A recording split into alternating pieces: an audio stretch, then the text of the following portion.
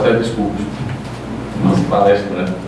De tanto tempo que a gente mudou, mas vamos ver aí, depois a gente estaria à disposição já para indagações, eu acho que não agora, né, na frente. Estamos à disposição de vocês.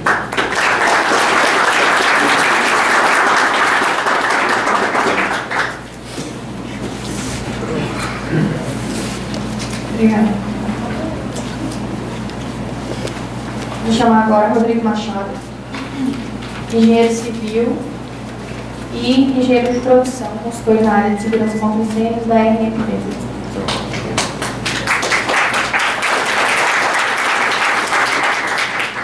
Pessoal, bom dia a todos. Só por garantia, né?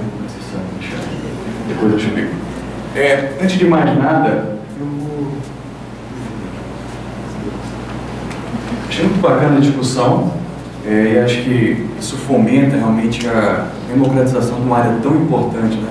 Que é a segurança contra incêndios, e que ela está intrinsecamente ligada com conforto, com sustentabilidade, com um monte de coisa que a gente tende a dissociar dessas áreas, mas estão intrinsecamente ligadas, né? A gente vai comentar isso aqui. Bem, eu vou mudar um pouco meu colóquio, mas eu vou certamente abordar o desempenho, né, da edificação. Vocês podem assumir como tecnologia,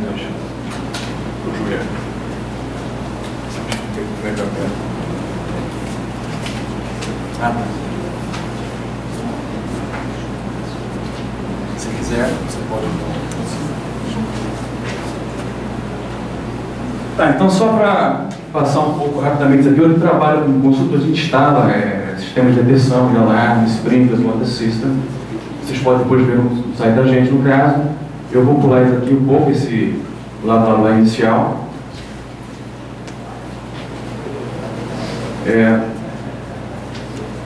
Está sem funcionar, né? Pode passar isso aqui, a gente é membro, o nosso colega comentou sobre a NFPA, a gente é membro da NFPA, são institutos muito importantes que norteiam a segurança do mundo, né? A gente tem que estar de acordo com eles também, porque é importante estar em consonância com esses órgãos. Se puder passar aqui.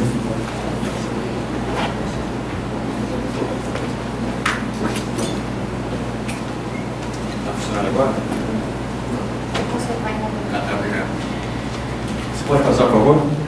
Então, a gente convida vocês a visitar o site da gente, tem em português, tem em inglês, nós temos uma gama de informações técnicas também acadêmicas que vale a pena, né, buscar informações.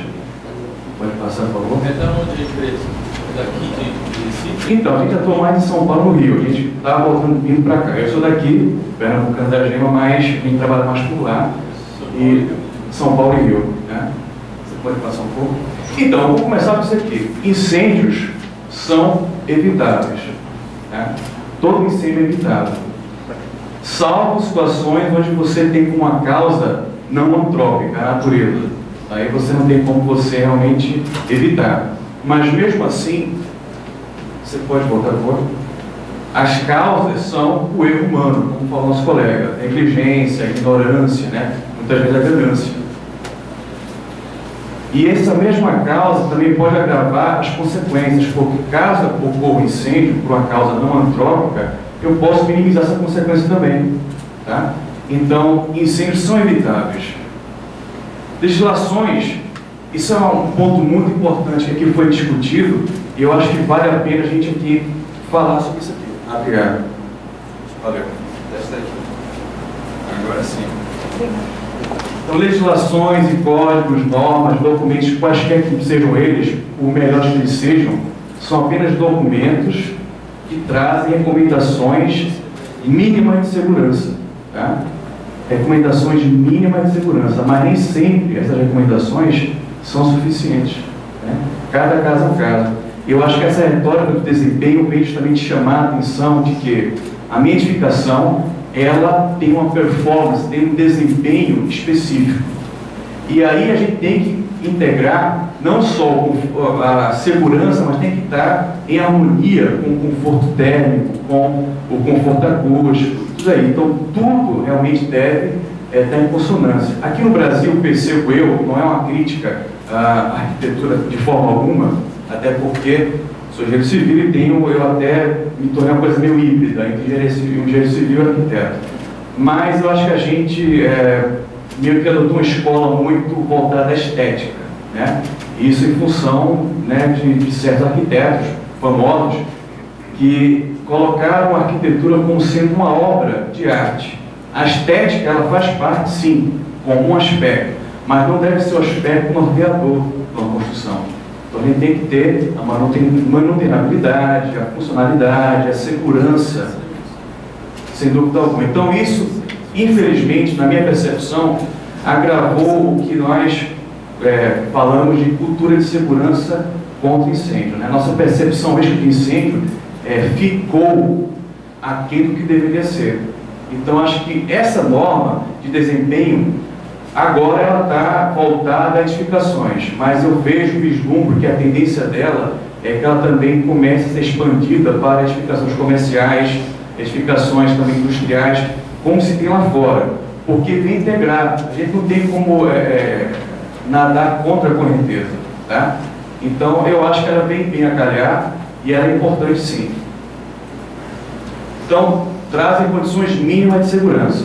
Então nós que somos engenheiros trabalhando com segurança, né, arquitetos também, projetistas, temos que ter essa ideia, essa concepção de que a segurança com seguro é segura a edificação, né?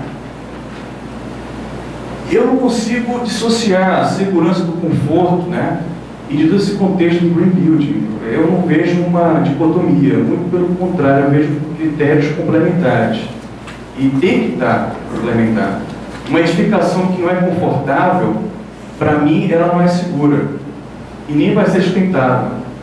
A gente vai, se tivermos tempo aqui, tiver também paciência com esse que vos fala, a gente vai falar um pouco disso aqui também, ou de repente numa próxima conversa. E aí, como nós falamos, temos que ter uma harmonia entre conforto térmico, conforto acústico, e por aí vai, esse contexto do green building, mas também isso é fundamental que nós tenhamos, dentro da segurança contra incêndios, uma harmonia também dos fabricantes que, sei lá, que fabricam sprinklers, ou que fabricam materiais retardantes de chamas, portas corta-fogo, ou seja, que todos eles, quando estiverem elaborando a norma, eles pensem no todo, né?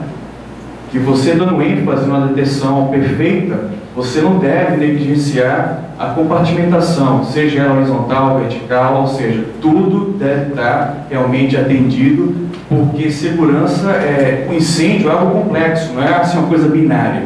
O incêndio em si ele é um fenômeno não linear. Então você tem uma ciência por trás, que você envolve mecânica dos fluidos, transferência de calor. Então não é uma coisa simples. E por não ser simples, deve ser tomada as devidas precauções no projeto, na fase de projeto.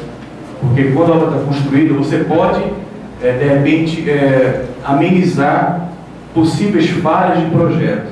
Mas a fase inicial, ela é essencial, porque você vai, realmente, você vai conceber e evitar problemas futuros. Tá? Bem, então, o que nós vamos falar é isso aqui. A gente vai nortear um pouco a conversa em função do que foi conversado anteriormente. Vocês podem perguntar, mas eu acho que talvez seja melhor no final, não sei. E a gente vai falar um monte de coisa que talvez seja interessante. Para não passar batido, somente para frisar, o incêndio é o fogo, sem controle, o fogo ele é fundamental, o fogo é divino, sem fogo a gente não está evoluindo, né? A história antrópica aqui na Terra, ela teve um impulso muito forte com o fogo. Então o fogo ele é essencial. Então os processos de combustão, eles fomentam, né, a indústria, os transportes, né, automóveis, navios, aviação. A maioria da energia no mundo vem de processos de combustão. Então o fogo em si, ele é perfeito, ele é divino, ele é essencial. Então vocês podem pesquisar, isso aí no nosso site nós temos uma seção de download, que tem a parte mais acadêmica, vocês podem pesquisar à vontade. Enfim, agora o incêndio, né, é complicado, é o fogo sem controle. E aí nós devemos evitar isso aí com certeza. Por quê? Porque o incêndio, por ser uma reação química, exotérmica, né, ela libera calor e substância da combustão. E o que mata, de fato, é a fumaça, né? Você tem ali produtos tóxicos, como o CO, HCN e tantos outros, dentro do pacote de combustível, que ele vai te matar em, muitas vezes, em questões de segundos, né? Eu fiquei assim, pasmo, talvez, mas enfim, eu percebi que no Brasil, as pessoas, no geral, entenderam, aprenderam que o que mata no incêndio é a fumaça, com a What Kiss, né? E a gente sabe que não, sabe que o que mata realmente é a fumaça, não é o calor. Então, esses são dados, por exemplo, da Sociedade Brasileira de Pneumologia, que a maior parte das pessoas vítimas de incêndios são por conta da inalação da fumaça. Então, a arquitetura, o projeto, uma edificação, tem como minimizar esses efeitos, tem como evitar a ocorrência de um incêndio, né? E caso ele venha a ocorrer, que os efeitos nocivos possam ser evitados. Tá? Bem, então fumaça, você tem, né, fumaças densas e tal, a What Kiss. Bem, para não deixar muito foco de edificações habitacionais, nós temos aí casos, números no mundo afora. Infelizmente, esse foi um caso em Londres, 2009, então 6 pessoas morreram nesse incêndio, e logo em seguida, não demorou, mas foi em um mês, questão de um mês, eles modificaram as normas técnicas, lá são as BS, exigindo, né, o controle de fumaça também por via extração mecânica, para edifícios muito altos. A gente vai comentar depois. Também construções, aqui foi um conjunto residencial nos Estados Unidos, então ninguém morreu, graças a Deus, ou, enfim, mas o prejuízo ficou, né? A gente vai comentar assim rapidamente, porque não tem como não falar de política, de economia também com incêndio, porque você veja só, isso aí muitas vezes, desculpa até a linguagem de bruxo, queima uma cidade, né? Queima no aspecto mesmo metafísico. Vocês vejam só, Santa Maria, com todo respeito, eu não conhecia a cidade nem de nome, nem sabia que existia. Vim saber agora por conta do incêndio. Então você associa o nome da cidade ao incêndio, é indubitável. É uma pena, mas é o comportamento humano. Me pergunto eu, quantos empresários de repente vão pensar 3, 4, 5 vezes em investir numa fábrica em Santa Maria? Não quero que isso aconteça, não. Mas nós temos que pensar também no escopo macroscópico, no caso. Não é só a edificação, mas na vizinhança, né? Na região, na cidade.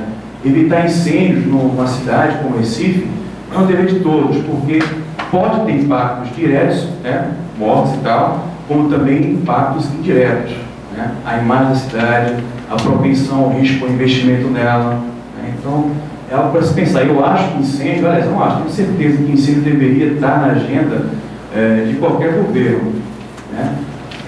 Dentro da defesa civil, mas num aspecto mais proativo. Sem criticar, sem entrar em políticas, mas interessantemente o incêndio na What Kiss ocorreu em 27 de fevereiro de 2013, já faz mais de um ano, e houve comoção nacional. Lágrimas de alguns políticos foram filmadas, né, pela TV, mas nada foi feito. Em linhas práticas, nada foi feito realmente. Se propôs um Código Nacional de Segurança contra Incêndio, uma norma técnica nacional, uma legislação nacional, mas nada foi feito. Enfim, não vou entrar porque também política é nem time de futebol, posto para roda, né? Então você tem incêndio também no Brasil, também não vou citar os casos, vocês podem pesquisar, questões legais. Não sei se conhecem essa curva característica, conhecem? Alguém já viu? Então para falar de desempenho, performance, não tem como não falar da curva característica de um incêndio no espaço confinado, não é incêndio florestal ou incêndio espaço aberto.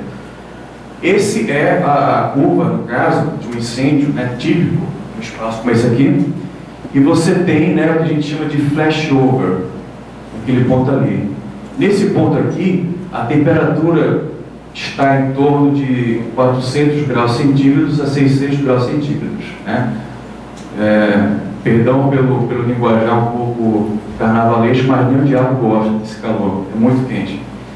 Então a meta de nós arquitetos, engenheiros, projetistas, é fazer uma edificação que seja confortável, sustentável, economicamente viável, mas sobretudo segura, para permitir que as pessoas elas habitem, né, na edificação e, caso ocorra um incêndio, elas possam escapar, possam fugir ilesas, né, nesse tempo aqui do crescimento da chama, bem antes do flash-over, porque aqui a produção de fumaça é intensa e, a depender do tipo de material que reveste o piso, que reveste a parede, dos materiais internos e por aí vai, essa rapidez com que esse crescimento da chama ocorre é realmente assim, coisa de segundos. Né? Então vocês podem aqui pesquisar, esse é o nosso mestrado aí na Federal, aqui. O flashover, ele basicamente, só para citar, porque o nosso colega falou do backdraft, que realmente é punk, né? É um fenômeno assim real, que você, só para assim, te dar uma ideia, você abre um espaço confinado que está havendo incêndio e com a entrada do O2, do oxigênio, você tem tipo uma explosão, né? Mais ou menos assim. O flashover seria analogamente, né, uma explosão, né, digamos assim, em decorrência das altas temperaturas que tem no incêndio, onde o incêndio ele começa a estar tão quente, com 400 graus centígrados, 600, que a transferência de calor por condução, por convecção, por irradiação se dá no espaço como um todo, e você começa a ver surgir ignição espontânea em outras superfícies, ao ponto que você tem então uma explosão. E aí era tarde. E aí você, além de perder vidas humanas, que isso aí é incalculável, você também tem um prejuízo da tua obra, né? Tem a questão da propriedade. Então, vamos lá para legislações. A gente falou então, acho que isso é sempre bom frisar, quem trabalha com segurança, né, tem essa retórica, legislações, normas técnicas, documentos, guidelines, tudo isso aí trazem condições mínimas de segurança. Mas nem sempre, né, essas condições mínimas podem ser condições suficientes. Então a gente faz o que é pedido, né, pela norma, pela legislação, por questões legais, mas a gente tem que ter em mente que, de repente, a gente pode sempre dar um plus. Além disso, não é muito foco da conversa, mas eu não tenho como não falar, após a construção, a gente também tem a questão da manutenção. Isso é fundamental. Como falou nosso colega, não vai valer muito a pena eu investir num sistema sofisticado, muito bom, se eu não ser operado, né? A manutenção, eu não vou citar locais, mas, por exemplo, aqui é um detetor de fumaça simples, né? Pontual. Eu tenho o bom, tem dois lados bons e ruins se você trabalha com segurança. O bom é que você fica mais informado, você fica mais precavido. O ruim é que você fica paranoico. Então, eu vou para o hotel, eu levo um detetor de fumaça portátil, né, just in case, por segurança. Então, assim, não fiquem em andares muito altos, porque eu não confio. Tem hotéis que, assim, eu vou porque o cliente já pagou, mas a gente vai meio que, né, rezando e vai com o sisteminha. Então, você veja só, se tem um detetor de fumaça, esse aqui é um detetor pontual simples. Se você encontrar um detetor desse aqui com essa capinha, já é um mau indício, porque o cara não fez o comissionamento. O cara não checou se... Porque o correto, por lei, também, é que você instale o teu sistema, depois de instalado, você tem que checar se ele funciona ou não. Checar ponto por ponto, na central e tal. O que o nosso colega também falou da questão da central é importante. Se de repente você instala uma central, vou aqui citar nomes porque são bons, mas não estou fazendo jabá não, mas sei lá, Honeywell, Notifier, ou Simplex e tal, mas é tão grande que se você não treinar, você dar um iPad para um recém-nascido. É quase isso aí. Eu vou citar aqui um caso, instalou um sistema muito bom em São Paulo, e houve um treinamento, tá? Entregou, fez o comissionamento, mas aí a questão gerencial interna do cliente, houve um funcionário novo e não foi repassada a informação de como operar o sistema, né? A central. E começou a apitar, certa feita de madrugada. E o cara ficou desesperado, né? Mas ficou desesperado e tal, e veio reclamar, não, mas aqui o sistema está quebrado, não funciona. Não, ele funcionou, né? Porque houve um incêndio, né? Um princípio de incêndio na edificação adjacente, sistema é tão sofisticado que ele captou e apitou, né? Então, houve, no caso, o sistema aí que funcionou muito bem, evitou maiores problemas, mas não houve um treinamento, uma educação por parte do pessoal lá da empresa deles lá. Bem, o legalismo, vou fechar com isso aqui. Tem um colega nosso, especialista em segurança do Rio de Janeiro, o Gerardo Portela, um cara muito bom. Ele fala que é o legalismo, né? Ou seja, a cultura do legalismo no Brasil, ela acaba impedindo, né, que a segurança seja levada a sério, como outros atributos, outros aspectos da construção. Então, tem que fazer? Não. Então não vou fazer. Posso? Então, seja, claro que o custo-benefício tem essa questão que você tem que evitar custos, mas se você vê que vai agregar valor à tua propriedade, às pessoas, a gente faz. Foi como o nosso colega colocou muito bem. E se a edificação fosse minha, se eu fosse morar nela, talvez a minha percepção ao risco de incêndio fosse um pouco mais rígida. Então é isso aí. Inclusive, né, todos os códigos, legislações, eles falam isso aqui. Você veja aqui em Pernambuco, você tem o nosso Código de Segurança contra Incêndios, como comentou o colega. Na primeira página, no primeiro artigo, fala aqui, ó, este código tem por finalidade estabelecer as condições mínimas de segurança contra incêndio e pânico. Esse termo pânico, a gente depois até pode comentar numa discussão um pouco mais acadêmica, mas é controverso. Mas todo mundo usa. Em edificações, determinar o seu cumprimento e fiscalizar a execução, ou seja, mais uma vez aqui, condições mínimas de segurança. Tá? Bem, só para talvez perceber que algumas pessoas aqui não são da área de segurança contra incêndios, que é natural, só para dar um apanhado, a ABNT foi criada nos anos 40, foi realmente um avanço para o Brasil em todos os aspectos e tal. Os CBs 2, 24, 55 são os comitês importantes para todos nós, tá? A gente vai falar um pouco deles. As primeiras legislações estaduais ou códigos, né, enfim, documentações legais de segurança contra incêndio no Brasil foram, eu coloquei primeiras porque oficialmente foram as de São Paulo em decorrência dos incêndios no Joelma e no Andraus, mas em verdade já se tinha um documento legal na Paraíba, isso nos 50, né? Isso com base na informação de um bombeiro do Rio Grande do Sul, que também é pesquisador, nos passou a informação do doutorado dele agora do Distrito Federal. Então, sendo que os paraibanos não são bons de fazer marketing, né? Estado pequeno também, economia pequena, então, mas não foi, a primeira foi aqui nosso vizinho. Bem, cada estado possui sua legislação, como o nosso colega comentou. Aqui em Pernambuco é o COCIP, né? No Rio você tem também o COCIP sem o E. Em São Paulo você tem as famosas ITs, instruções técnicas, que são 44, são instruções densas, teoricamente as melhores, né, do Brasil. Mas também não vou entrar também nessas questões, porque eu acho que nós podemos fazer. Bem, o conceito de melhor é bem subjetivo, né? Será que melhor é você juntar um monte de informações, vou pegar códigos da Alemanha, Portugal, Inglaterra, Reino Unido, Estados Unidos, França, misturar tudo no salário? Então, tem muita referência, mas eu gosto muito da postura inglesa, né? Less is more. Então, às vezes você pode simplificar e ser eficaz. Então, é um pouco controverso também. Enfim, não vou também entrar nessas questões.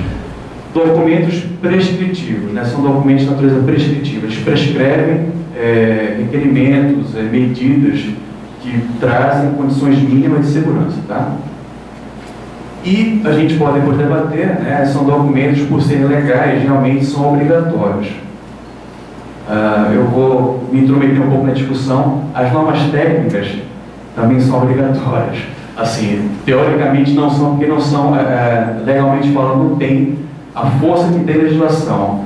Mas se nós pegarmos, né, eu vou me atrever aqui no Código Civil, se eu não me engano, no parágrafo 183, ela fala que o construtor, ou mesmo o proprietário que achar que uma norma técnica ou um documento técnico é pertinente para a construção, ele pode ser exigido. Então, teoricamente, não é obrigatório, mas acaba sendo, né? A linha tênue entre isso aí é bem complicada. Mas, independentemente disso aí, não pode entrar nessa questão jurídica, professor de direito civil, enfim, a gente tem que pensar o seguinte, né? Todos eles trazem condições mínimas de segurança. Tá? A gente sempre tem que ver para frente. Eu vou avançar um pouco, não sei como é que eu estou com o tempo. Você tem códigos no mundo afora, esse aqui é o britânico, o ADP, que juntamente com a NFPA 101 americana é muito boa. Eu ainda acho que ela é bem concisa. A NFPA 101, ela é boa, mas ela é muito grande, ela é muito redundante, ela tem mais de 20 capítulos e, tipo assim, capítulo 1 fala de edificações, sei lá, discotecas. Aí, capítulo 2, discotecas antigas. Aí, capítulo 3, hospitais.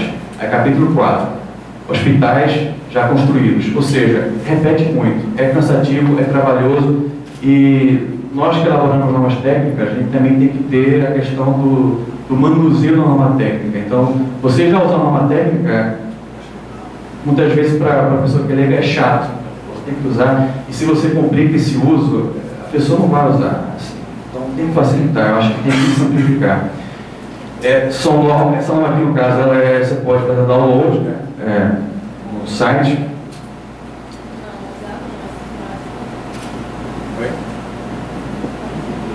Então, a NFPA, nós comentamos, ela realmente é uma referência mundial. E, inclusive, muitas legislações brasileiras têm ela também como base, sobretudo para alarme e detecção, a NFPA 72, a 13, que é de sprinkler, chuveiros automáticos, né? Também serviu como base, inclusive, para a nova norma técnica de chuveiros automáticos, que foi revisada agora e vai estar em vigor daqui a 2 dias. A gente participou de algumas reuniões lá em São Paulo, 2 delas. Então, ela basicamente não vou dizer uma cópia, porque seria deselegante, mas é bem baseada na NFPA 13 e também em documentos da FBGO. Então, e é um documento bom. Então, ela vai estar justamente já em vigor no dia 7, né? Amanhã. Então, bem, se comentou sobre escadas pressurizadas, acho que isso é muito importante, realmente.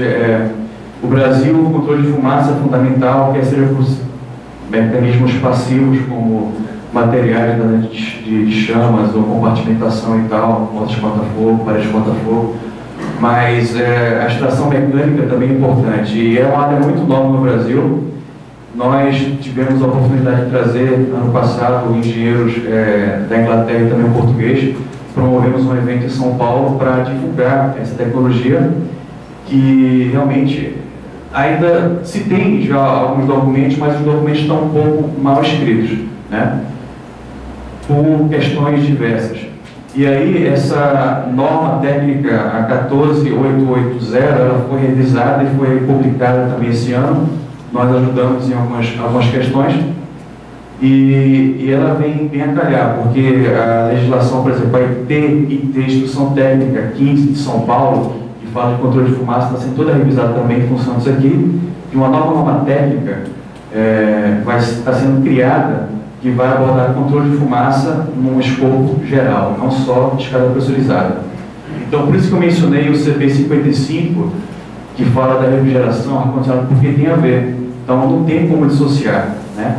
Então, você tem um impacto, o fluxo de vento, de ar, na edificação, ela tem um impacto direto também nisso aí, na pressurização. Então, a gente tem que ter isso em mente.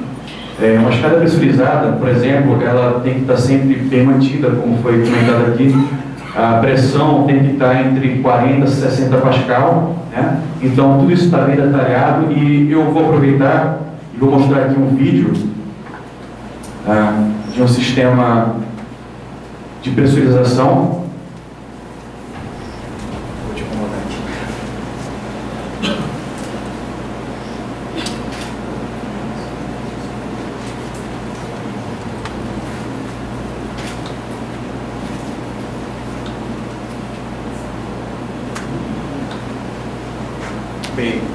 eu acho que não está a pena. Era para mostrar justamente um sistema de escada pressurizada e como é que ela funciona, né? Mas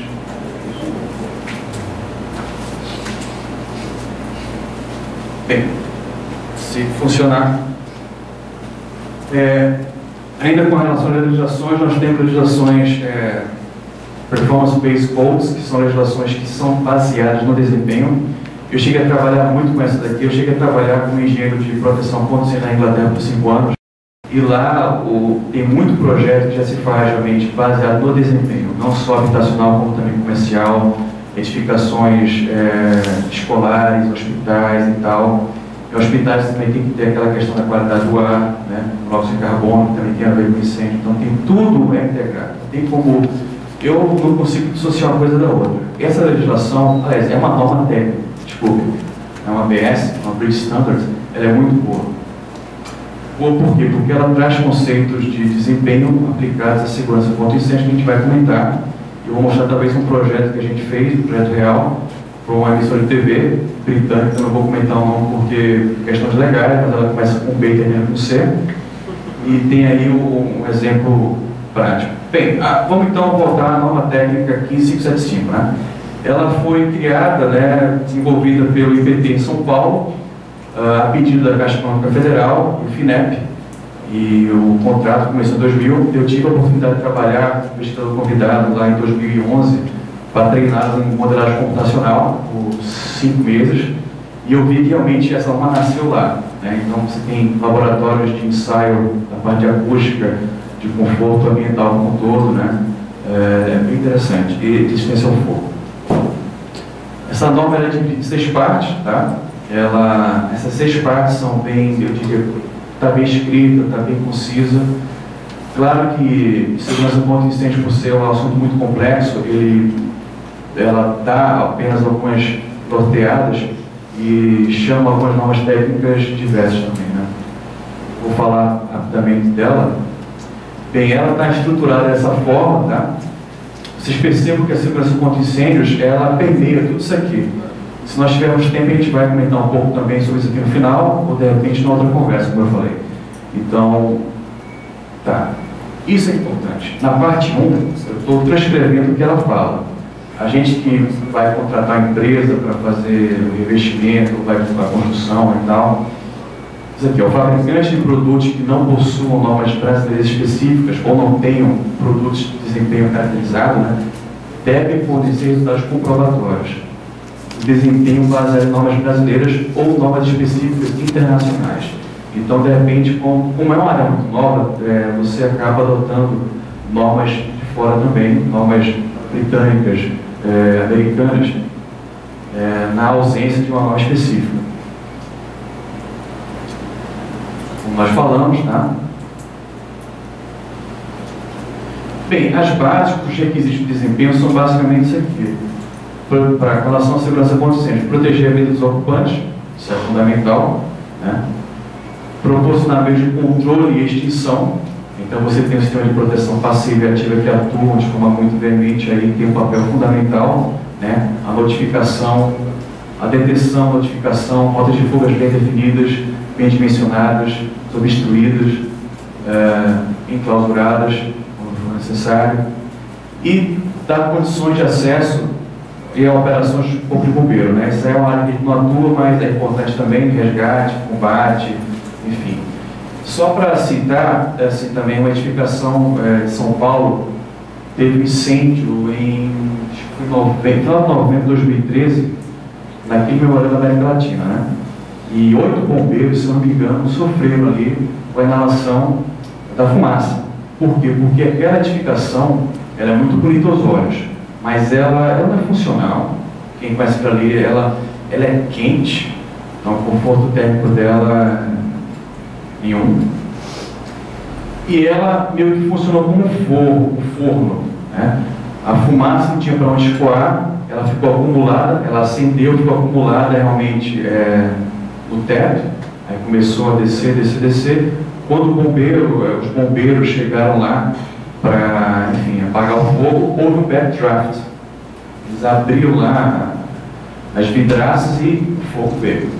Então, Aí a importância da arquitetura, né? Mas o arquiteto daquela construção ele vai ser canonizado no Brasil, também falar isso aí. Então, se pode criticar. Bem, a nova base da NBR 15575 para desempenho, você adota muito a 14432 de 2001, né, que fala da resistência ao fogo dos materiais. Enfim, então, ela é uma base importante também. Bem, dificultar o princípio do incêndio é um fato, é um princípio importante da norma também da desempenho. O nosso colega comentou sobre a questão das descargas atmosféricas também, os para-raios e tal. Isso é importante você ter. Essa daí é facilitar a fuga em situação de incêndio, né? Então ela pede o uso da NBR 9077. É por isso que eu sou político, porque eu sou politicamente incorreto em relação à segurança. Essa norma é muito ruim. Essa daqui.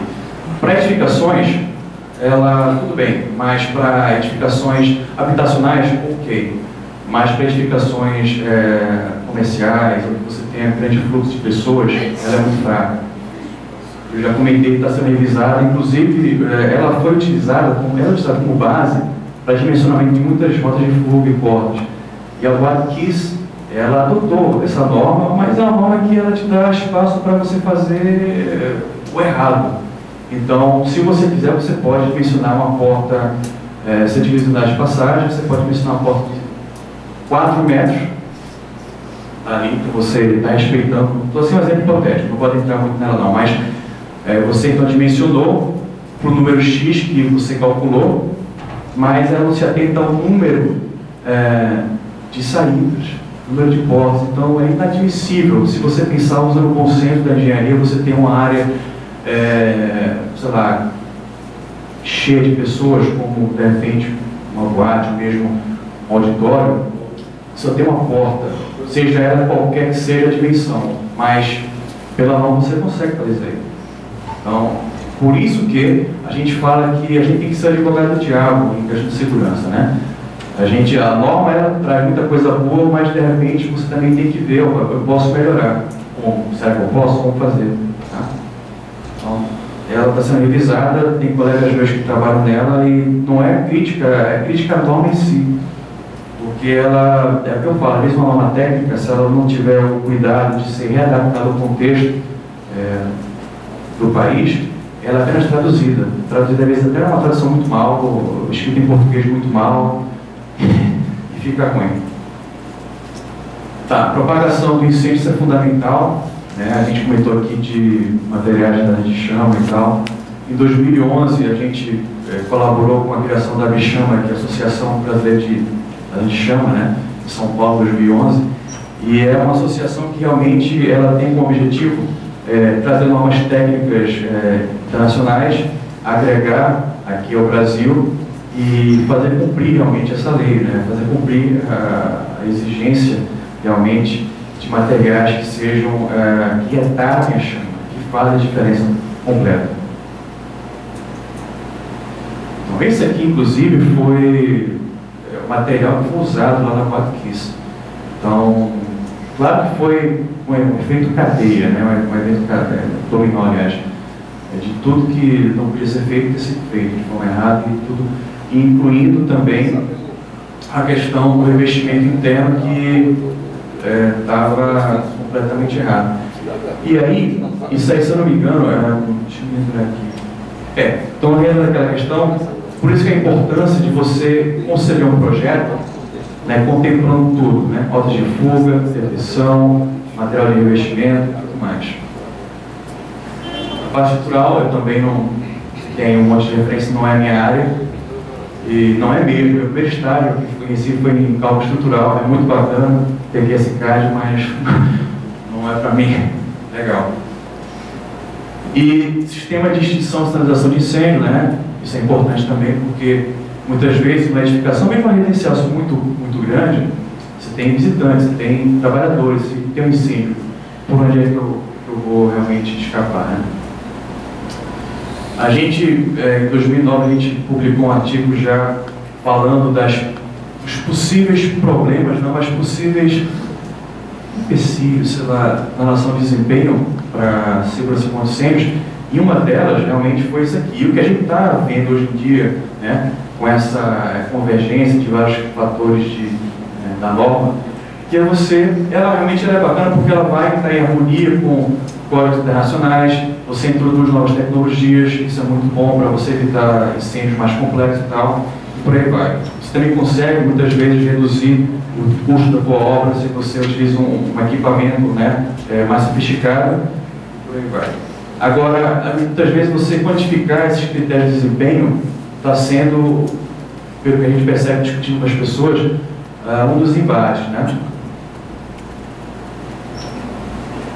Por exemplo, critério de desempenho que a NFPA 130 ela adota, isso para segurança. Então você vê a temperatura, né? Nós, quando estamos sujeitos a temperatura de 60 graus, isso já é muito. Então você pode realmente, né, então, o nosso carbono, tal, o ruído. Então, os requisitos de desempenho são qualitativos, né? São metas que a gente deve alcançar na norma técnica. E aí você começa a refinar, você tem os critérios de desempenho, são quantitativos, né? Então eu devo utilizar qual tipo de pressão para a escada pressurizada, enfim, qual que é a carga máxima desse meu concreto, etc. e tal. E aí você tem método de avaliação. Como é que eu vou avaliar realmente se esses critérios de desempenho estão sendo alcançados e tal? Você tem cálculos, né, matemáticos, através de normas técnicas, você tem ensaios ou experimentos, né, vamos chamar de experimentos laboratoriais e computacionais. Tá? Então, vou falar um pouco de computacionais. Computacionais é o que se faz muito. Um exemplo claro é o TQSCAD. Então, pessoal, o TQSCAD está ali fazendo uma modelagem computacional, você está simulando, né, um esforço cortante, um esforço normal numa vírgula na estrutura. Isso se faz há muito tempo, não é simulação computacional, a gente faz há muito tempo. O AutoCAD também é uma simulação computacional, a gente está simulando o braço a fazer uma reta, uma curva. Então não é, pessoal, isso aí é simulação. Sistema aqui, por exemplo, o Energy Plus, que é um modelo também computacional, o qual você simula, né?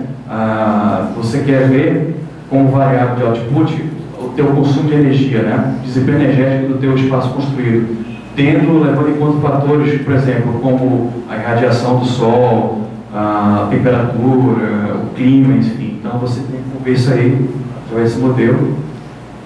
Você tem também simulação computacional para você ver desempenho acústico, desempenho também da iluminação, né, conforto luminítico e tal.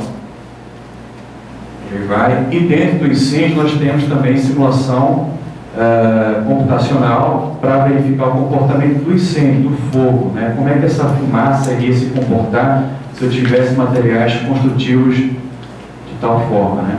São modelos validados, não é de hoje. Por exemplo, o CFD, vocês devem conhecer, é o Computational Fluid Dynamics, né?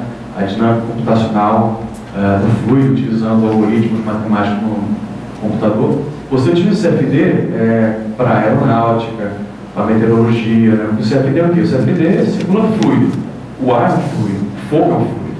Então você utiliza isso aí. Então não é uma coisa empírica, não é uma ferramenta de achismo, é validada e tal. Você tem ferramentas como essa que vão, de repente, né? E até também temos ferramentas que vão simular o movimento de pessoas. De repente você tem uma edificação comercial, tem muitas pessoas, como é que eu vou verificar com um custo mínimo, porque ao invés de fazer um ensaio de evacuação em escala real, eu faço a simulação para ver se as minhas rotas de fogo estão bem definidas, se elas estão bem dimensionadas e tal. Mas aí é uma outra questão. Esse é um documento muito importante mesmo, que eu acho que deve ser uma referência para quem trabalha com desempenho e dentro do escopo de segurança contra incêndios. Então, nele você vem detalhada a questão de performance do incêndio. O pessoal pode perguntar, mas assim, não sei se está ficando meio chato e tal, mas no final a gente pode falar mais também. Bem, essa daqui também, o desempenho é a palavra-chave. Não sei se vocês conhecem essas linhas do tempo, tá? Alguém conhece? Se alguém conhecer, ia dar aquele detetor de fumaça. Tá novinho. Então, Do inglês nós temos o Available Safe Egress Time, né, que analogamente seria uma analogia, né, ao tempo requerido de resistência ao fogo, por exemplo, de um concreto, com uma peça estrutural. Essa analogia. Então, esse é o ponto aqui onde você tem a ignição, você tem um incêndio, você detectou a detecção, tem um alarme, tem um reconhecimento por parte do usuário que há um incêndio, né? Aí ele vai e responde, né, em maior ou menor tempo e completa a evacuação, né, o escape. E aqui é o ponto de a gente chama de untenable conditions, ou seja, as condições que são fatais, letais, onde o monóxido de carbono, o HCN já está no limite, já passou do limite, que se a gente estiver ali exposto àquilo ali, a gente morre. Estaria porque não tem como falar de desempenho sem falar, né, do desempenho do fogo e das pessoas.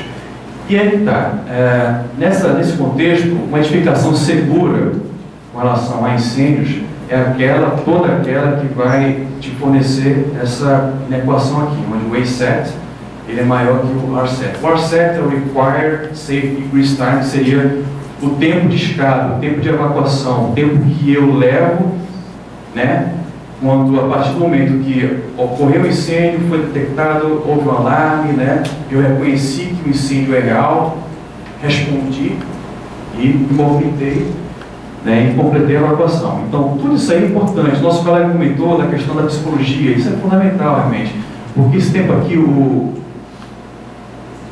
pre-movement time, que é o pré-movimento, né, tem a questão psicológica, a percepção do risco, né, que eu trago comigo internamente, né, valores, sociedades e tal, mas também tem a questão da edificação. A edificação, ela é um sistema dinâmico, ela vai te fornecer informações, estímulos externos que podem facilitar ou não o teu desempenho nessa evacuação. Então, você entra em edificações que, de repente, a iluminação é um pouco mais confusa, então você vai para a iluminação ali, você vê, não, de repente eu devo seguir aquela rota de fuga, ou de repente o meu alarme não está ajustado a uma frequência, a um som, digamos, audível e confortável, eu ignoro de repente esse alarme. Então, tudo isso aí é toda uma ciência por trás e que deve ser considerada. E por isso que eu acho que a norma de desempenho ela é um grande avanço para nós da profissão, porque ela vai trazer essas questões com o tempo, penso eu e espero.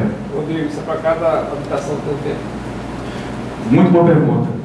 Temos sim. No código ABS 7974, aquela que eu mostrei anteriormente, que é o código britânico, que é, de fato, desempenho, ele classifica a edificação em hotéis, classifica a edificação em residências, em hospitais. Então, claramente que o perfil do usuário para cada edificação é diferente, ou muito possivelmente é diferente para cada edificação. Isso é claro, né?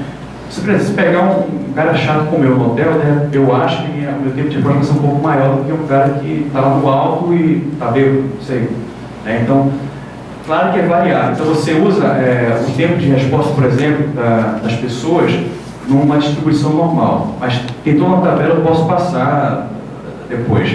Também temos, por exemplo, o tempo de ASET você faz em função do que chama de fire load, que é a carga de incêndio. Então, para cada tipo de edificação você tem uma tabela e tal.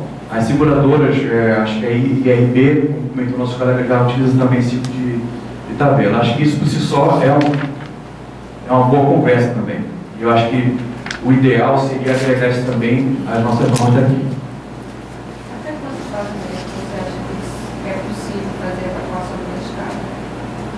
Boa pergunta. Olha, cada caso a caso. Por exemplo, a gente pode pegar uma edificação. Uma edificação habitacional, eu fiz as bolinhas. Tá. Você pode até com 10, se tiver. Aquela história. Se tiver tudo bem definido, tiver tudo bem, né?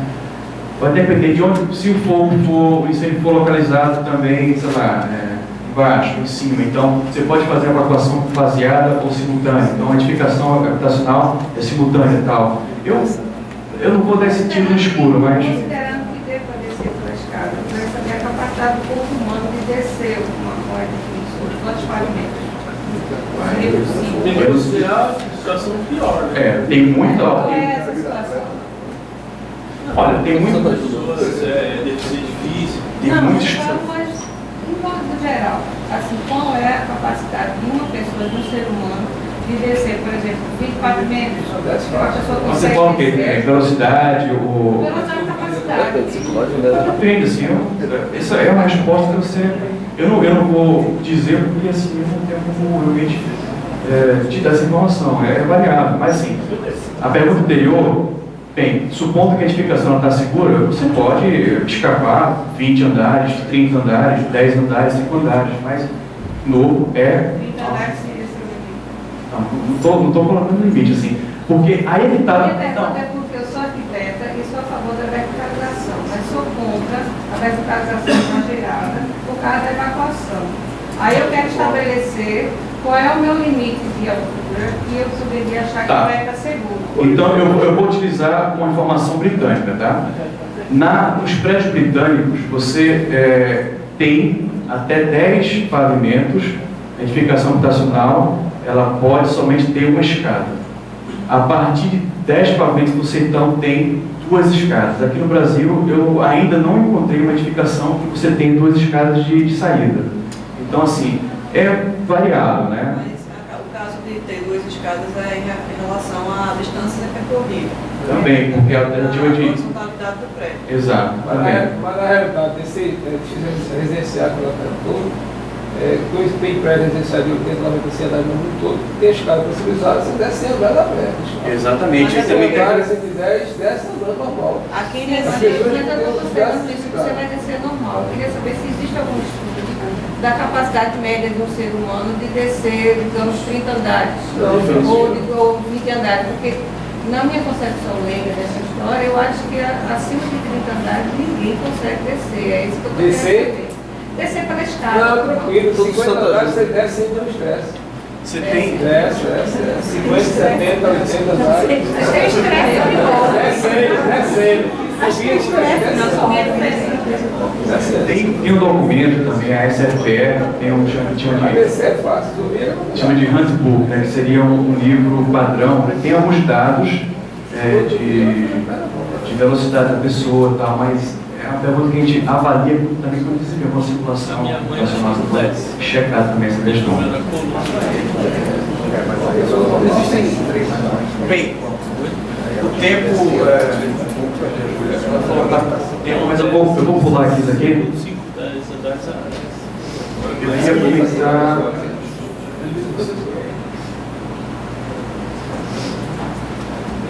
eu queria mostrar essa questão também do... Eu estou com pouco tempo, mas...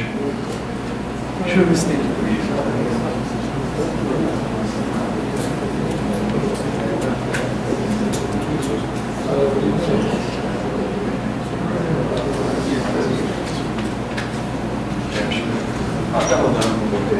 Olha, para esse tipo de trabalho, a gente também pode utilizar como simulação computacional, checar, de repente, o comportamento das pessoas, né, fisicamente falando, através de simulação, né, a gente pode fazer.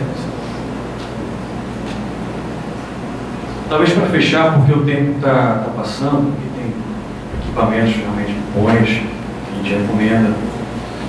Esse aqui é um tipo de ferramenta bacana, porque a sinalização, muitas vezes, se você tem uma auto que está comprometido por fumaça, você tem como acoplar um detector de fumaça, né, no caso de monóxido de carbono, HCN, e você barrar aquela rota de fuga. Então é um tipo de sistema também inteligente que está começando a trazer aqui para o Brasil, para hospitais, e esperamos que seja difundido, porque otimiza realmente a fuga.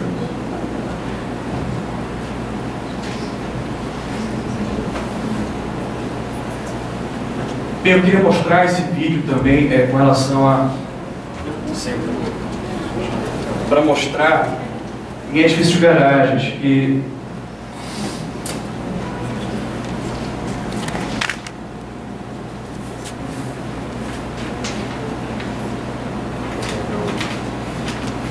Queria colocar um vídeo que vai mostrar a simulação de CFD. Você falou no começo sobre o equipamento de exaustão de fumaça. Eu tenho aqui, eu posso passar para vocês. Eu tentei colocar o vídeo, mas é uma escada pressurizada, no caso, né? Os ambientes que você também tem, assim, não tem um vídeo, mas também trabalha com isso aí. Existe. Porque começou um sistema Qual o vídeo desses aí? Você pode utilizar um sistema de... A gente utiliza um sistema que serve também como ventilação, né, para HVAC, HVAC, e ele trabalha para ventilação, e se houver um incêndio, em si, você tem um monóxido de carbono que tem um valor X, ele então começa a atuar como exaustor, né? Então,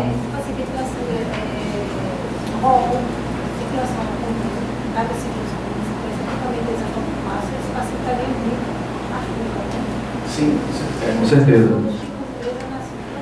Toda rota de fuga, ela deve ser protegida, né? Através de sistemas mecânicos ou passivos também, no caso, né?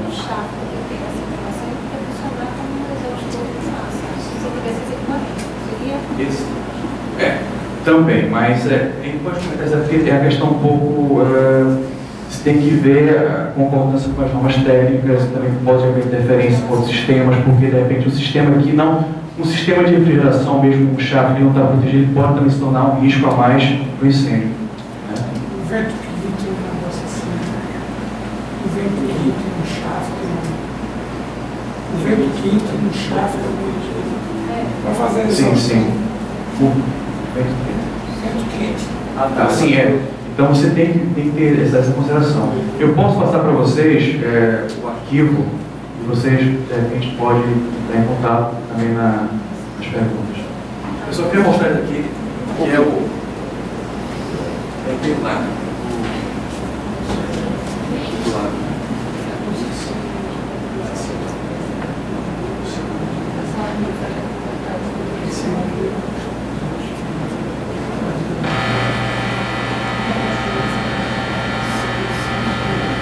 Bem, esse é um sistema de extração de fumaça no carro da garagem com edificação habitacional. Eu vou explicar o porquê. Ele está em português, a legenda, mas está em inglês, ele está para... Dá para ler? System compared to adapted system when venting hot smoke from a vehicle fire.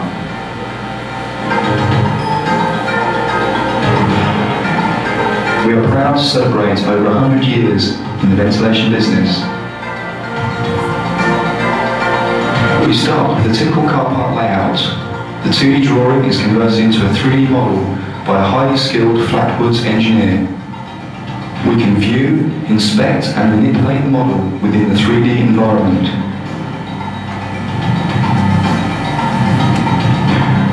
The car park comprises of a central stair core and ventilation shafts in all four corners. We are firstly going to design the ventilation system with ductwork in accordance with BS 7346 Part 7 and approved document B&F. The aim is to provide ventilation for both pollutants and smoke in the event of a fire. Here we are focusing on smoke ventilation only. Our objective for smoke control is to maintain tenable conditions and achieve 10 metres clear visibility to the seat of the fire. The car park is sprinkled with a maximum fire size of 4 megawatts. We are considering an alpha T-squared growing fire with a fast growth rate. The extract rate is 38 meters cubed per second, determined previously by smoke calculations. We have 20 extract grills and 36 supply grills.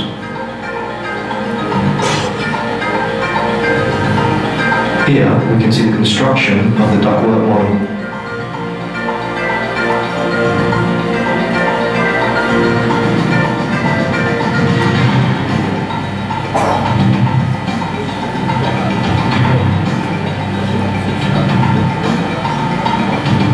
Tem basicamente a comparação entre o sistema que You will now see a visualization from the CFD. Dá para entender o que ele está falando? Assim, eu vou fazer um resumo. Basicamente é um sistema de detecção de incêndio, extração mecânica. Ele fez uma comparação com um sistema de duto, né, e um outro que o jet fan. E aí faz a comparação em escala real, um ensaio também na simulação e vê as vantagens.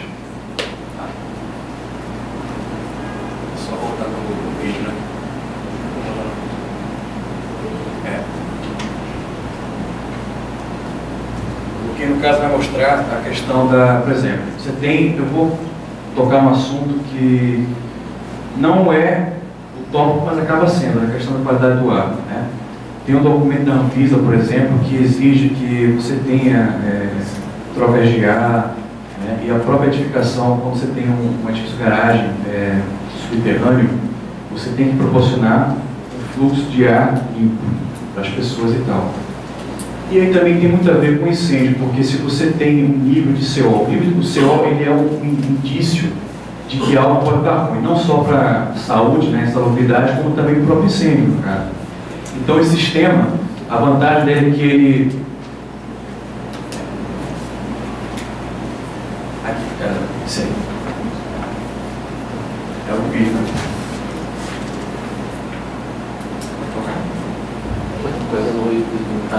Então tudo bem, então eu vou explicar e depois eu passo. É um vídeo que mostra um tipo de sistema que, ao invés de você colocar os dutos, né, das garagem, você coloca jet fans, que seria isso aqui, mas seria um ventilador axial, esse daqui, tá? Esse aqui foi que eu visitei realmente essa obra aí, eu vou te falar, nunca entrei num edifício garagem tão limpo. Não, é sério, assim, é surreal. E por quê? Porque você tem todo o tratamento do ar e o sistema, ele economiza muito em questão de várias formas. Você economiza material de tudo, você ganha espaço, né, também, você consegue viabilizar o conforto térmico e também a questão da qualidade do ar interna, um ambiente completamente hostil, né, que seria um edifício garagem.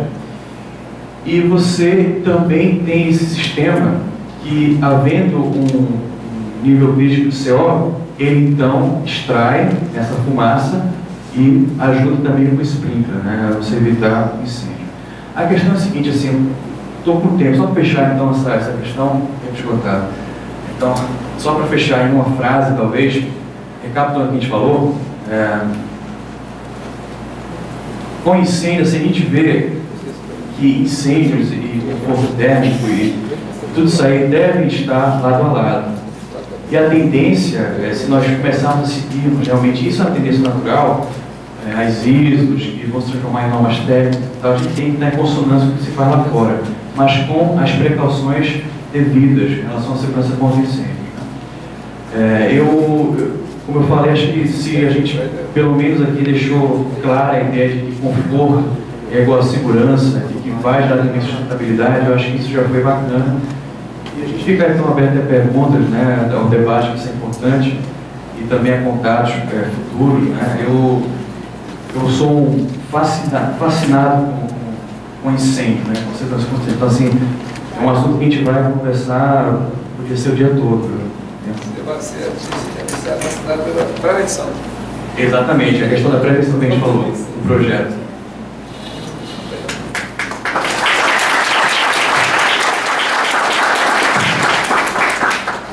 Pessoal, bom dia. Eu queria convidar o Tenente Coronel Ricardo e o Rodrigo para a gente fazer o debate.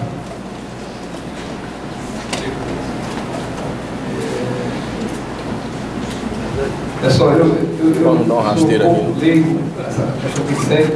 A gente passa a ter uma noção do tamanho, né, da responsabilidade que tem hoje o abate-teto, até em projetar, além de buscar o melhor conforto de teto para a custa, ele também tem que prever todos esses cuidados da questão de incêndio. Então, a teto hoje ele tem uma grande responsabilidade nessa nova desempenho, né, de ter esse conhecimento geral amplo. E até a mão dele, na hora de projetar, também é um fator determinante no risco, né, e na prevenção do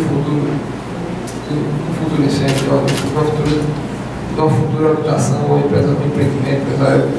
Eu acho que é muito interessante. Eu não tinha essa visão também, desse cuidado também na hora de projetar, buscando essa prevenção. Pessoal, o debate está aberto. Eu queria afirmar, né? Nós estamos mantendo essa meta a cada mês, a cada fórum, de buscar os requisitos da nova desempenho. Hoje, né, estamos dando nova desempenho focado na questão do incêndio. Eu percebi que é muito assunto, Rodrigo, né? Caberá uma outra vinda de vocês aqui para discutir mais. A gente aqui em Recife, eu percebo que é um pouco órfão, né?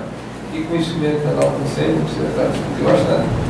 Mas ficar também para outro evento. Mas aí, pessoal, eu queria alguma pergunta para o palestrante, alguma dúvida? Meu nome é Robson, da Postura Política, sou engenheiro. Gostaria de fazer uma pergunta ao coronel Lucena. Antes a gente estava conversando aqui algumas ideias.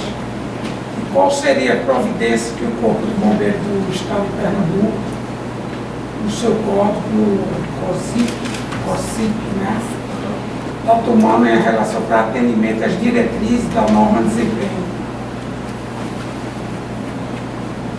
Bom, com relação a isso, a nossa norma, ela data de 97.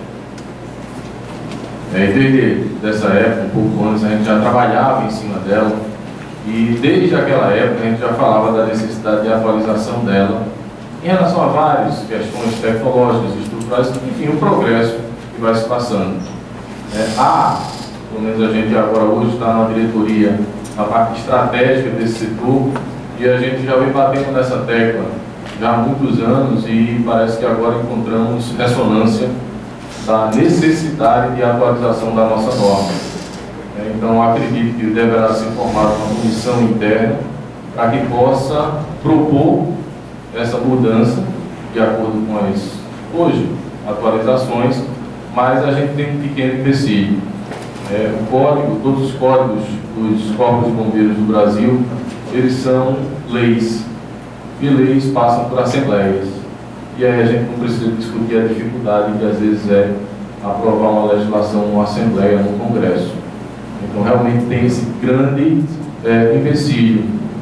E assim, o que a gente pode tentar contar é realmente uma sensibilização dos profissionais na consecução dos projetos, e claro, dos construtores na manutenção e instalação dos sistemas. É um processo cultural, no Brasil ainda, volto a frisar, está muito incipiente, a gente precisa trabalhar melhor, mas a gente pelo menos agora já está partindo para umas diretrizes que estabelecemos, e depois, se for o caso, a gente pode até já repassar para vocês, e que acredito que pelo menos na parte inicial de divulgação das normas, um pouco de conhecimento das normas, serão feitas para os profissionais. A partir daí, geminando com outros projetos, que a gente tem que entender, como muito bem falado no nosso companheiro aqui, a gente não pode entender incêndio como um sistema único, isolado, específico. Ele está correlacionado a todos os outros projetos, desde a consecução da parte de arquitetura até outros sistemas interligados, de ventilação, iluminação, intermitência, enfim, uma série de coisas. E aí depende realmente dos profissionais buscarem essa atualização.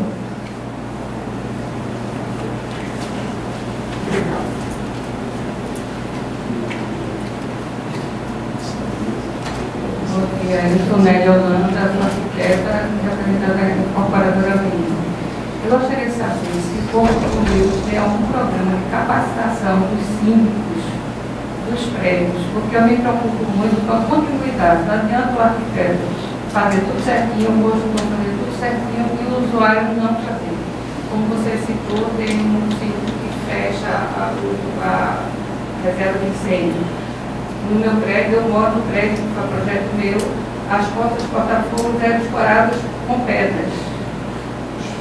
Eu consegui, com muita briga, ameaçando, consegui que hoje em dia não tenham mais pedra, mas não consegui até hoje que as pessoas colocassem lixo, móveis na escada do incêndio. Então, se houver um incêndio, escoamento do prédio é impossível.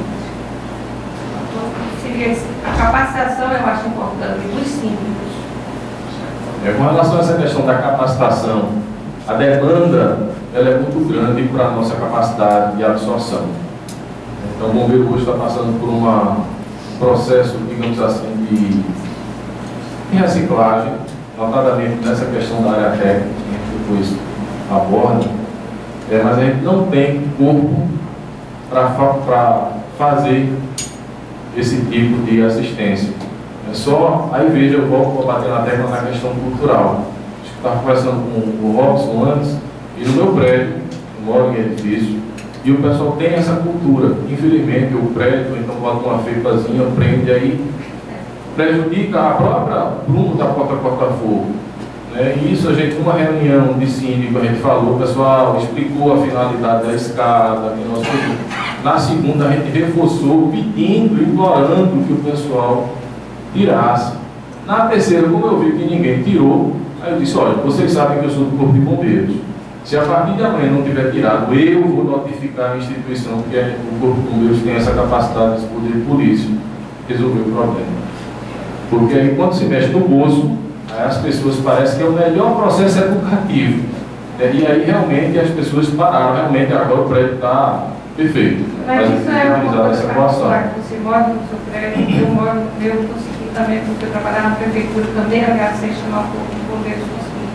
Mas eu já participei, se eu não me engano, com o Corpo de Bombeiros também participou de segurança do prédio, estou na varinha elevada, etc. O auxílio melhor era a varinha, onde foram capacitados os próprios porteiros dos prédios. Eu acredito que se o Corpo de Bombeiros fizer uma capacitação dos síndicos do prédio, muita gente vai se interessar. É uma opinião só. Não, me permita assim só, eu ia colocar aqui assim, talvez não tenha só um detalhe que a gente já ia falar, já antecipando. Como eu disse, a gente está numa diretoria hoje que está especificando uma série de normatizações procedimentais, aí já que o AMC é da área, no que diz respeito a vistorias dos corpos de bombeiros, do Corpo de Bombeiros daqui e projetos. Então a gente, provavelmente o comandante-geral deve estar assinando dessa semana umas diretrizes especificando o passo a passo de tanto de documentos como os prazos de vistorias, quantos tem, e de projetos, do que cabe, o que num projeto de incêndio deve ter, o mínimo. E a gente vem especificando passo a passo. E para isso, o que é que a gente vai fazer? Vai fazer uma divulgação, eu já tive essa autorização, junto aos órgãos CREATIFCOM, SINDUSCOM, ADEME e demais, versando sobre isso, para atingir os profissionais, que aí já seria o primeiro impacto. E num segundo momento a gente pode levar, quando isso já estiver um pouco mais sedimentado, e aí seria na Secov, salvo engano. É isso? Para que a gente possa levar para ver se os síndicos vão. Pela nossa prática, não vão. Mas eu ia sugerir justamente que vocês fizessem uma cartilha, ao exemplo que a gente faz com o plano diretor, quando a gente faz o plano diretor, a gente faz uma cartilha e distribui essa cartilha para os leigos mesmo. Então, se o Corpo de Bombeiros fizesse uma cartilha e colocasse em cada prédio uma cartilha dessa, eu acho que não custaria muito, e se resolveria, digamos, se resolver 10% dos prédios, já era muita coisa. Vou levar essa caminho para fazer. É o Secov. O Secov ele hoje tem um trabalho bem atuante dentro dos condomínios, mas você consegue a cartilha, uma parceria com ele, consegue uma multiplicação bastante interessante. Vou levar e falar com a autoridade. Bom, meu nome é Elka, arquiteta. Eu queria saber sobre na análise de projetos, já que a gente sabe que tem todos esses equipamentos que funcionam, que são indicados, que são obrigatórios. Na análise de projetos, vocês analisam também dimensionamento de vãos, dimensionamento de circulação, a rota de fuga, o térreo, onde o pessoal concentra aquela massa de pessoas, às vezes você chega e encontra o caminho impedido por carros de estacionamento. A rota de fuga acaba no estacionamento. O estacionamento não tem aquele local para sair com a rota de fuga.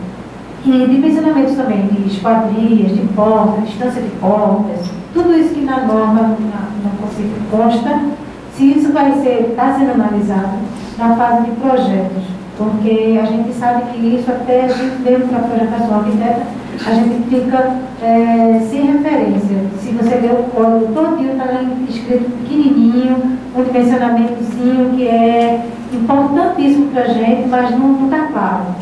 E a gente precisa disso para a gente ficar segura, também com relação ao código do CONCIP, já que vai ser revisado, deixar isso bem claro para os projetistas de arquitetura também, de instalações. Outra coisa são o funcionamento dos chapters, que é também obrigatório, né? E a gente sabe que na prática a gente não trabalha com isso. Como é que vocês falam e fazem para assegurar que esses chapters estejam sendo selados e protegidos contra a fogo? Ser humano é um bicho muito difícil. Eu já disse um ex-presidente, né, que ele tinha um aras, ele preferia lidar com cavalo do que ser humano. Porque realmente o bicho homem, com devido respeito, sem ofensa a ninguém, é muito complicado. Então vai desde a consecução ou a contratação de quem vai estar fazendo o projeto, que por vezes, infelizmente, nem conhece da área, né? Até quando você tem um projeto e fazer a construção daquilo. Como citamos, encontramos já em ambientes, você tinha até o detetor, mas ele ligava canto nenhum a lugar algum. Era só literalmente o detetor. Aquilo não estava funcionando, nem ia funcionar, claro. Então, assim, isso parte quem é o culpado, se é que a gente pode assim especificar. O construtor, o proprietário. Assim, a norma nossa, ela não aborda tanto quanto a norma de desempenho que deveria, o colega aqui abordou, e é uma falha, mas temos que reconhecer quando ela foi feita, né? O tempo passa e a gente precisa se atualizar. Mas, em tese, pelo menos, toda análise do projeto, ele deve observar o projeto naquilo que diga respeito à parte específica que está prevista no código, pelo menos de segurança contra incêndio. Então, largura de vãos, a porta, aí ele vai observar a porta, normalmente tem porta-fogo das escadas, as de casa não se observa, isso daí seria a parte da prefeitura, se ela vai ou não analisar, já é outro problema. Aí a questão de todos os sistemas de prevenção e combate a incêndio, pelo menos a princípio, deveriam ser observados. Se não estão sendo observados, aí a gente até precisa dessas informações, né? Porque talvez eu seja meio chato, eu realmente sou extremamente legalista e talvez perfeccionista demais. Eu gosto das coisas realmente muito bem corretinhas. Não é porque sou melhor nem maior do que ninguém, porque acho que ninguém eu seja, mas é só porque eu me coloco como um patrimônio maior que a vida. Então, a gente deve analisar esses aspectos e aí passa pela questão do profissional, que às vezes o profissional quer certa celeridade, né, vão ser um tanto quanto transparentes, e à custa de certas obnubilações de certos processos. E aí ele tem velocidade, mas o projeto ele fica muito a dever. Então, assim, cabe realmente ao profissional que adentrar nessa área buscar a legislação pertinente, buscar realmente dirimir dúvidas para que a coisa possa ser feita de forma correta. Se ocorrer falhas, assim, não é aquele dedo duro, mas serve para ver a questão da vida do ser humano e a gente tentar corrigir falhas. A gente só corrige falhas se a gente souber da existência das falhas. Daí porque a gente está estabelecendo essas diretrizes, né, para que deixem as coisas bem transparentes e mostrando, olha, o caminho é esse. E aí, tanto ele falar na vistoria quanto na de projetos, e na de projetos a gente bota, especifica o que no projeto tem que ter. Aí eu realmente entrei em detalhes, bem detalhes mesmo. O projeto tem sempre que conter isso, dimensionamento disso, e às vezes a gente encontra projetos de incêndio, onde quando não tem é um traço da tubulação. Mas não tem diâmetro, não tem memória de cálculo, não tem nada. Então, para mim, isso não é um projeto. Dimensionamento de pessoas para a rota de fuga, vocês podem isso nos projetos? O dimensionamento para a rota de fuga, e aí, nosso amigo muito bem falou, 9077, que a gente faz uma certa alusão e tem no código. Além dela, ela está irreal. Né? Por exemplo, shopping center. Se a gente for olhar normativamente, a largura do corredor do shopping center, regra geral, que a gente teria que analisar algumas séries de detalhes, mas ele teria que ter 20 metros, sem nenhuma utilização do corredor. Na prática, isso vai existir. Comercialmente, isso nunca vai existir. Então, a gente precisa rever esses valores. Então vai tornar menos seguro? Eu não diria menos seguro. Na hora em que eu amplio sistemas Colocando sistemas de prevenção e proteção contra incêndio, eu até posso reduzir a rota de fuga até um limite aceitável. Tá? Mas eu vou ter mais sistemas. Aí o consultor vai dizer, mas eu vou gastar mais. Sim, mas são vidas. O companheiro aqui falou do sistema de exaustão num GAIA, numa garagem. Fui a um incêndio numa garagem, em frente à beira-mar em Boa Viagem. Ou seja, você tem uma ventilação bem interessante. Claro, não funciona de nada. E aí, quando é que eu estou querendo dizer que não funciona? Salvo engano, a NR18, ela cita que o guarda-corpo tem que ter, no mínimo, 1,20 m. É raro encontrar um que tem 1,20 m. Normalmente se bota 1,10 m. Salvo engano, é 1,20 m na NR18. Né? O bombeiro é o 10. Não, eu estou dizendo na NR18. Tá? Se não me falha a memória, o guarda-corpo, exatamente, é 1,20 m. Mas, regra geral, se bota 1,10 m. Muitas vezes se bota no edifício garagem, por exemplo, então, aí é uma falha da norma. Né? Se você passar um guarda-corpo acima de 1,10 m, ele considera garagem fechada. Aí você vai ter que colocar sprinkler. Então eu vou deixar ela com 1,10 m, para ela ficar perto e não coloco sprinkler. Veja a visão de cultura. É complicado isso. Então, assim, por isso que eu digo, o mínimo seria a norma, mas se eu olhar as normas correlatas, como a NR18, todo guarda-corpo teria que ter 1,20 m. E não tem. Na prática, não tem. Não vou entrar nos méritos das questões, eu só estou vendo a questão do incêndio. Tá? Então, realmente, a gente precisa observar todos esses fatores no que diz respeito à saída de emergência, realmente, em termos de largura de circulação, ela nem sempre é observada, porque veja, em edificações residenciais, claro que a gente está falando de vertical, se estabelece como padrão 1,20 m de largura. Ok, uma situação até bem simples, porque regra geral são os moradores, o nosso todo. Mas quando você trata, já pula para edificação comercial ou de escritório, se trabalha em cima com 1,20 m também. Mas, se olhar a norma, não deveria ser 1,20 m, porque ela estabelece uma série de outros critérios da evacuação, que a tua escada teria que ser muito mais larga. Agora, espera lá, e o meu custo? Em hospital, ela tem que ser de 2,40 m, e aí você nem sempre encontra 2,40 m. Então, às vezes, é uma questão cultural, né? Ou os projetistas sem desmerecer, talvez o desconhecimento, e aí a meia-culpa, onde de certa forma há uma falha na análise, né? E se cobrar isso. Eu já tive, né, para não alongar na resposta, quando analista, o indivíduo tinha construído um prédio, a revelia. A gente sabe que tem todo o trâmite para começar a construir. Depois do prédio construído, ele foi entrar com o processo do bombeiro para aprovar. Ele tinha um problema estrutural, a escada dele estava errada. E aí ele disse, e aí, eu não aprovei o projeto, ele disse, e aí, isso tem uma solução, derrube o prédio. Comigo eu sou simples, rapaz, em prédio, você quando fez a construção, você assumiu o risco, inclusive das multas da prefeitura, do serviço demais, de construir um prédio sem os projetos aprovados. Esse daqui no bombeiro, ele está errado, é um processo estrutural que não tem como resolver, não tinha como resolver. Por mim, você pode abolir o prédio. Na minha concepção, esse projeto não vai ser aprovado. Então, são questões complicadas. Mas, no que diz respeito à saída de emergência, realmente, a gente não pode exigir na integralidade em certos casos, porque torna ela inexequível. Só voltando à tua pergunta inicial, assim, eu vou tomar a liberdade de comentar uma coisa assim, que talvez possa agregar, né? Eu não sei se seria possível, talvez seja, não sei se questões políticas ou práticas, né? Mas o que está começando a acontecer, pelo menos no estado que eu percebi, é você ter, vamos supor, a certificação de empresas, né, que trabalham com você, como bombeiro, né, né, certificação de empresa, junto ao corpo de bombeiro.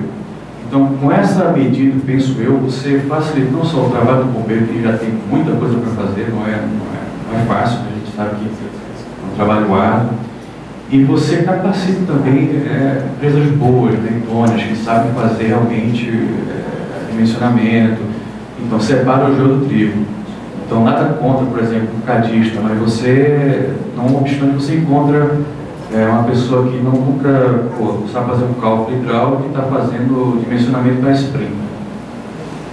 Isso não é assim do todo. Então, assim, eu acho que com esse credenciamento você fomenta, né, o mercado, você fomenta também a segurança contra incêndios e você evita problemas futuros, né? Então todo mundo ganha com isso. E você também otimiza o trabalho do corpo de bombeiro, que já tem uma gama de coisa para fazer. Assim, acho que seria algo para se pensar, para se discutir, de repente com o CREAS, com o bombeiro aqui de Pernambuco, né? Então, existe uma questão de empresas que produzem óleo de gás, né? Credenciado. Isso é uma coisa parecida com a parte. Em relação a isso aí, assim, só que ele fez uma questão de empresas instaladoras de gás.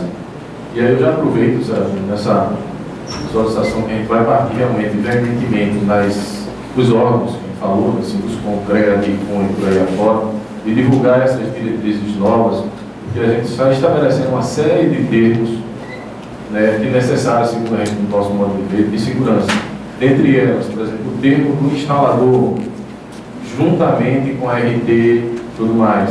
O termo daquele indivíduo, daquela empresa que está fazendo a manutenção daqueles sistemas, com a RT e tudo mais. Então isso é uma garantia não só para o bombeiro, para a edificação e para a sociedade. Então, assim, são mudanças, eu sei que mexe no cultural, mas eu acho que a gente tem que dar o primeiro passo, senão... A RT já é básica, todas as RTs que fornecem isso, não só na construção, como na operação de inserção social, mas isso daí a gente está colocando como exigência do bombeiro, que às vezes o indivíduo aprova um projeto e ele não estava entregando a RT. E aí agora a gente vai para o projeto, mas os outros sistemas de vistoria, todos eles vão estar, ele vai ter que apresentar a RT, senão... Eu acho que Bom dia. Só uma questão, acho que até também, pegando já esse contexto, assim, independentemente disso, né, está ocorrendo ou não, você pega a questão legal, por exemplo, o Código Civil, se eu não me engano, o artigo 183, ele fala o seguinte, que né, o construtor, a pessoa que está adquirindo um imóvel, ela tem, por lei, né, o direito de exigir, né, que a RT, que normas técnicas ou legislação, todo documento técnico que seja pertinente seja cobrado. Assim, você já tem uma carta magna ali te exigindo, né, através do Código Civil. Meu nome é Bruna, eu sou consultora na área de sustentabilidade e normalização. Eu queria dirigir uma pergunta para cada um dos palestrantes aí. Primeiro para o Rodrigo.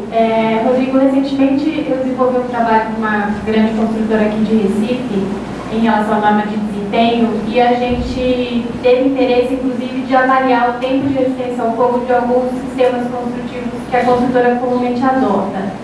Mas a gente se deparou com umas barreiras muito importantes, assim, no que diz respeito à dificuldade mesmo de você encontrar laboratórios que fazem custo, né? Teve um sistema que a gente quis avaliar e a gente encontrou a informação que só o forno em Furnas realizava aquele tipo de ensaio, era um ensaio caríssimo. 2 anos receber. E aí me chamou a atenção o que você expôs aí sobre simulação em CFD. É possível extrair essa informação via simulação do TRF de determinados materiais construtivos a partir da característica deles? E a outra pergunta, já vou emendar para o Ricardo, é em relação, porque eu queria saber a sua opinião, por que essa dificuldade tão grande no Brasil da gente ter uma lei nacional que possa unificar aí as melhores práticas dos diferentes códigos locais que a gente tem? Bem legal. Então, olha só, a resposta para a sua pergunta é sim. O CFD, ele é possível ser utilizando o CFD, você consegue. Inclusive, você já tem pessoas lá da Politécnica, da USP de São Paulo, da capital, fala o professor Valdir Pinato, colega nosso, conhece da FPC, colega nosso, e ele fez outros trabalhos. Nesse sentido, tem uma história assim cômica, na época que ele estava fazendo esse trabalho de uma empresa grande aqui de aço, eu estava fazendo doutorado na época de simulação, foi quando eu conheci o Valdir Papers, né? O que faz? Agora sim, a gente recomenda que seja feito por alguém capaz, né? Assim, que entendo, porque o modelo, até pegando uma questão já importante, filosófica mais importante, o modelo, seja ele matemático ou computacional, tem que ser validado, tem que ser calibrado. Tá? Então você pega um modelo. Esse é outro. Se ele faz código já, ele já faz código. O professor? Sim. Aí, olha, tem uma boa pergunta. Ele fez alguns trabalhos já, não sei se ele tem feito com frequência, mas eles fazem trabalhos de consultoria, de pesquisa lá, pelo que eu sei. Então, assim, não sei a frequência, mas... O laboratório hoje está o cálculo. Custo altíssimo e tempo. Exatamente. Sem prazo, prazo determinado. Agora, nesse contexto da simulação, só para uma observação, é sempre bom buscar profissionais capacitados que usem, porque eles vão utilizar um modelo correto e vão fazer a simulação de forma correta, né? Porque, assim como você pode, de repente, pegar um AutoCAD, sei lá, na época que eu comecei a usar o R14, né, cara, acho que era... Então, você podia produzir qualquer porcaria. Então, a pessoa entra com dados inverossímeis, ele está simulando correto e produz um dado inverossímil. Então, mas assim, é possível, e como é incêndio, é sempre bom. Se quiser, você pode entrar no site que tem uns links ali interessantes. Eu vou, eu posso me intrometer um pouco na tua pergunta também com relação ao código. Com relação ao código, não estou entrando em política e em questões mais burocráticas, mas enfim. A gente, assim que o incêndio de Maria ocorreu em 2003, ano passado, a gente escreveu uma carta aberta 2 dias após, né? Assim, para o Ministério Público, um monte de gente, né? Na minha visão, a questão, assim, essa é uma questão pessoal mesmo.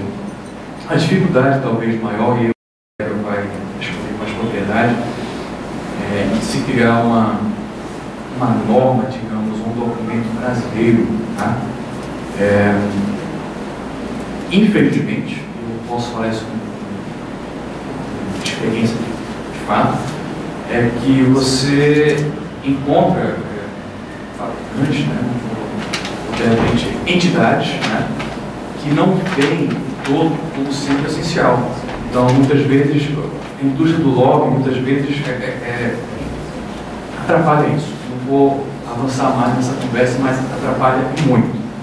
Então, eu vou dar um exemplo claro. Por exemplo, Water Mist System, que é um sistema de supressão por água pressurizada, um chuveiro automático, mas não é tipo sprinkler, é Water Mist, que é um tipo de...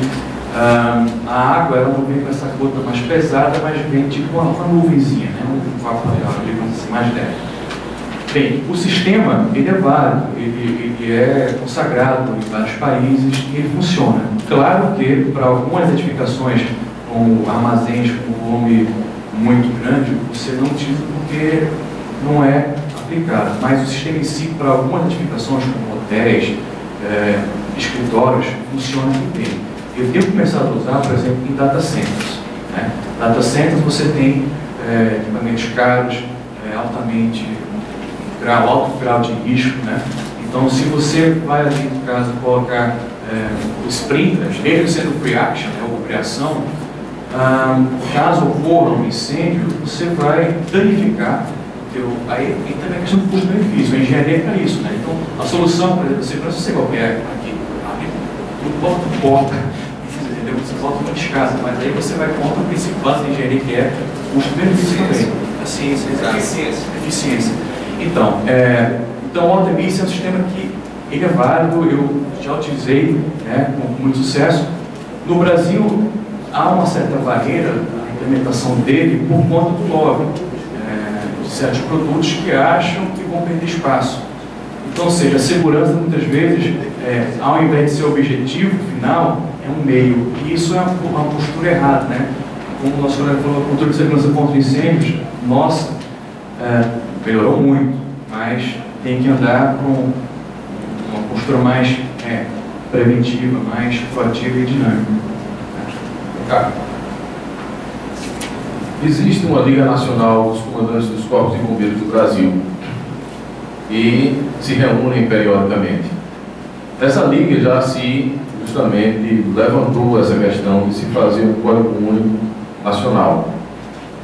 Entre tudo isso que o colega falou, E aí vem interesses, realidades diferentes dos diversos estados. Uma coisa é verificar São Paulo, que é um país dentro do nosso país, e outra é verificar Roraima. Se a gente for utilizar os mesmos critérios que a gente deve utilizar em São Paulo para Roraima, Roraima nunca vai sair de Roraima. Porque eu vou impossibilitar o desenvolvimento, eu vou colocar tanta exigência. É que, nossa, é uma realidade. A gente, no Brasil, tínhamos os silvícolas, os índios, era uma realidade. Com o passar do tempo, eles vão entendendo que tem que utilizar roupa, tem que morar em casa, enfim. É uma questão cultural que vem ao longo do tempo. Então, às vezes, você modificar um código nacional de uma vez só, e eu sou favorável à mudança, né, e a exigência eu acho que tem que ser o máximo possível, às vezes é complicado. Seja por de vaidade, de o indivíduo dizer assim, não, o código é meu, do Estado, que fui eu que fiz. Nós temos que entender que é o coletivo que tem que prevalecer. Então, não é de fulano aquela norma, é do país. Não interessa se você foi o maior contribuidor, o que importa é que todos ganharam. Essa luta para ter um código único já vem do que eu me lembro há cerca de 10 anos. Se vai se conseguir fazer um código único no Brasil, quanto tempo isso vai? E aí aquele detalhe, quem é que vai legislar, já que cada corpo de bombeiro é estadual?